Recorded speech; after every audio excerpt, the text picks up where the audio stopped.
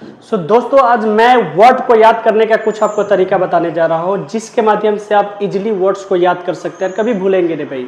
तो चलिए हम लोग बात करते हैं शब्दों को कैसे याद करें। हम लोग क्या करते हैं, रोज रटते हैं और फिर भूल जाते हैं। तो हम आपको कई तरीका शेयर करने वाले हैं हाउ टू रिमेंबर वर्ड्स। तो पहला वर्ड है कि क्रैमिंग, यानी कि हम रट्टा मारकर वर्ड को याद कर सकते हैं कि रट्टा जैसे मारते हैं जियो गो गोमिंजन, जियो गो गोमिंजन बार बार बोलकर।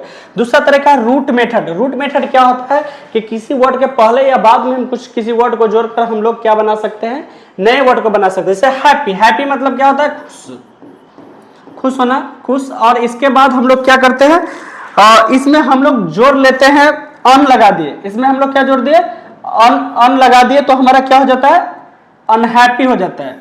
ना खुश, इस मतलब क्या होता है, ना खुश, इसका मतलब क्या होता है, खुश।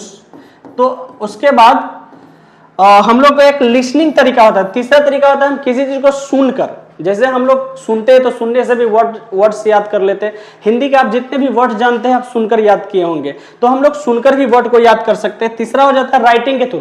अगर हम रोज कुछ लिखते हैं तो हमारा कुछ ना कुछ नया वर्ड्स मिलेगा। अगर आपको मैं बोलूं कि आप अपने बारे में कुछ लिखिए तो लिखने के दौरान आपके वर्ड्स आपके माइंड में नहीं आएगा, तो उस समय क्या करेंगे, आप नए वर्ड्स को खोजेंगे और फिर नया सीख जाएंगे। तीसरा हो जाता है रीडिंग के थ्रू, पढ़कर।